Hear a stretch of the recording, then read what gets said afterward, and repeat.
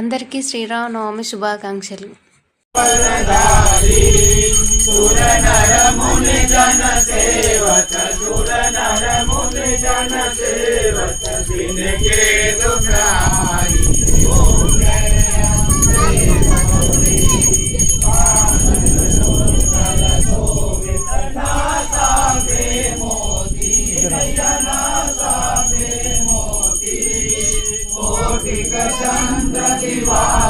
ఇక్కడ జరిగేది సీతారాముల కళ్యాణం కాదండి, ఇక్కడ దేవి నవరాత్రులలో ఈరోజు లాస్ట్ డే.